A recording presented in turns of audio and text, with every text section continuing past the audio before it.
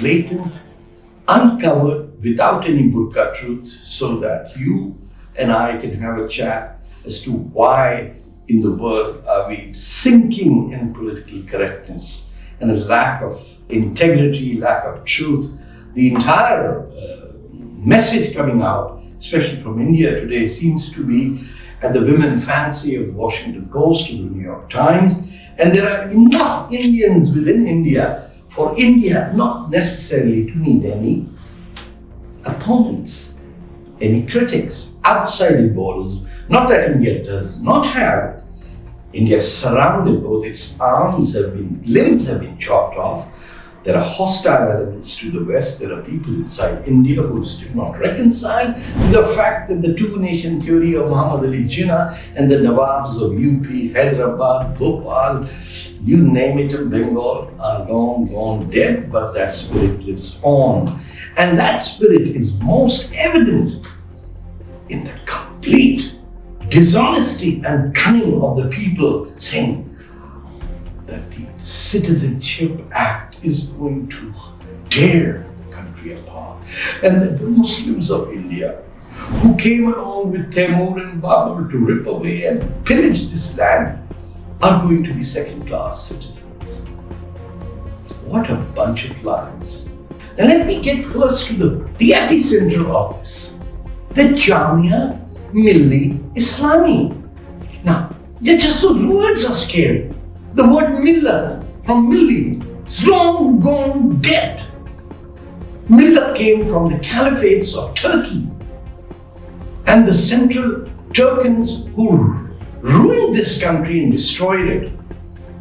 It's one thing to celebrate those plunderers by having Lodi gardens in the midst of the heart of Delhi, but then today to have Jamia, Millia, Islami.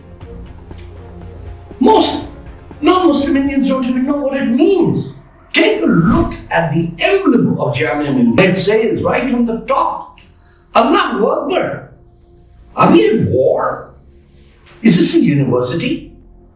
And the same radical Muslims who demand secularism and equality are the same people who put in the heart of Hindustan a university in which 50% of its students cannot read or write the emblem.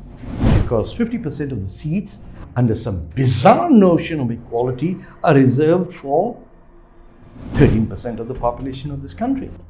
50% of Jamia Millia students are Muslims. Guaranteed. The rest of the guys are all mixed up. They don't even know what the name of the university is. And I've met quite a few who don't know, who can't read the emblem.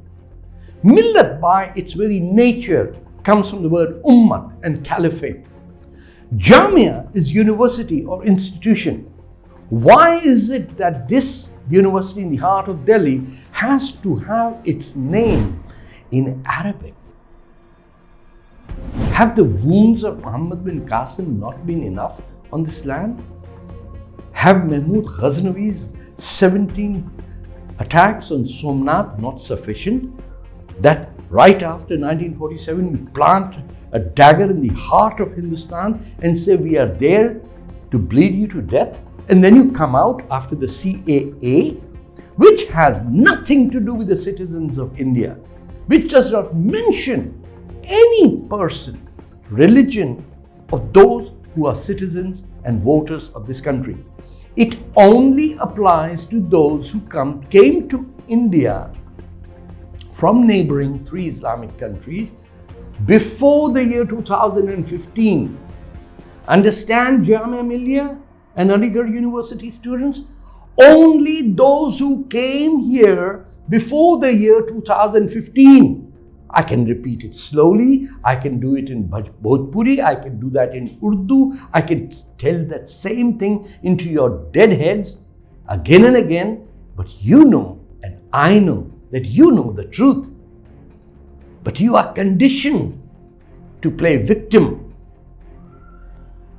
and extract the maximum benefit from an innocent people who do not even know that what your intention is when you plunge a dagger in the heart of Delhi and say, this is our ummah, this is our millat, हमने कानून बना दिया, मुसलमानों को नागरिकता नहीं मिलेगी, भागना हल नहीं है हमारा। क्यों भागेंगे? और जब तुम हमें भारत से भगाओगे, भारत से निकालोगे, तो हमारी शरीयत ने हमें आखिरी हल भी बता दिया, और वो है जिहाद फी सबीलिल्लाह। Your millat is Hindustan. It is your choice and your birthright to be an Indian, be equal. But it is not your right to lie to the rest of the Indian population, the rest of the Hindus and Sikhs and Zoroastrians and Catholics and other minorities, and act as if you are the victim. You're not the victim. You have plunged that dagger in our heart. This is Hindustan. You understand? If you don't like the nature of this country, its 5,000-year history, its civilization, its gift to the rest of the world, then pack your bags on your mules on which you came, and nobody's stopping you from going to that wonderful land of Pakistan that your grandfathers voted for in 1946. Before you claim, oh, we chose to stay here. No, sir. You chose to stay here because under the 1951 Nehru-Liaquat Pact, you were not allowed to go or enter Pakistan. And why? Because the Pakistanis suddenly realized that the Nawab's sons and the UP and Bihari and CP and Bombay and Madras Urdu-speaking Muslims were taking over their land, planting Urdu on Pakistan and Bengal. So they said, we don't want no more Biharis in Pakistan. That is why the Liaquat Nehru Pact came place, so that for 5 years, every graduate of Aligarh Muslim University graduating with Indian money and funding would graduate and go to Pakistan to become a secretary or an assistant secretary in some government institution. You can fool a whole lot of Hindus and Sikhs and Christians and animists and atheists of India.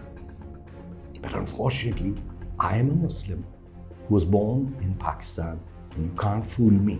You can keep me out of Jamia, Millia, Madrasa, Islam, as you did in 2016, because you're cowards. You can't face the truth. So you said, Mr. Tarek Fatah, we invited you, but sorry, we are scared because you might tell the truth. And we would like our lies to be presented as the truth. You want polygamy, right? You want Sharia law, right? No, you're not going to get it, because we are going to have universal civil code. Scary, eh? Scared? If you're still not scared, universal civil code. No more halala for Papa and Devar Bhaijan. No more triple talaq nonsense.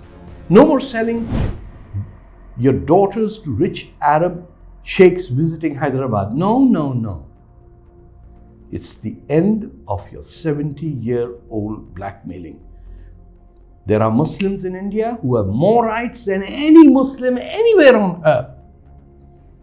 Don't try to push this too much. Enjoy your rights, live as human beings, and care for each other, especially if they are non-Muslims. But to blackmail the Hindu majority of India, Hindu is from Hindustan.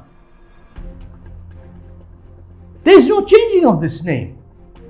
The Indus is ours, and we will take back Sindh and Punjab as soon as possible, if not later, at least in the next 50 or 100 years. Where will you impose your Urdu then? The script of the invader was incorporated into India because of your blackmailing. We could have had Urdu in Devanagari script, couldn't we? Turkey threw out the Arabic script, Somalia did, Malaysia did. And what did you do? You still act as if partition hasn't taken place and that you want a right for yourself. What do you mean by that slogan, Hinduon se lenge azadi?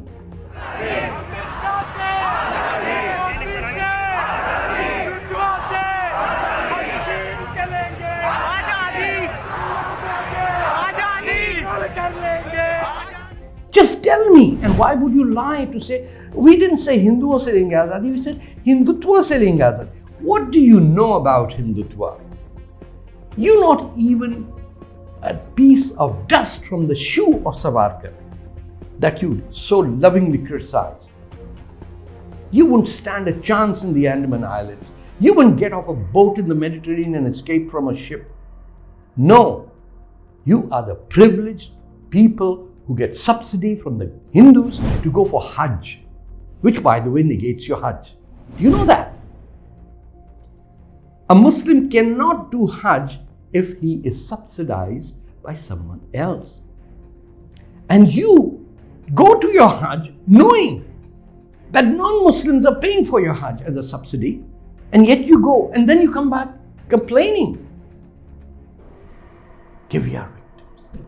You're not victims, you're bullies. Jamia Islamia, you're a bunch of scared cowards who can't face the truth. And you know how you spell the truth? It's not spelled C-U-N-N-I-N-G. It's spelled T-R-U-T-H. That's how we end What the Fatah's inaugural edition. Thank you very much. Until the next time, goodbye. Namaskar, Khuda Hafiz, jeete raho, khush raho.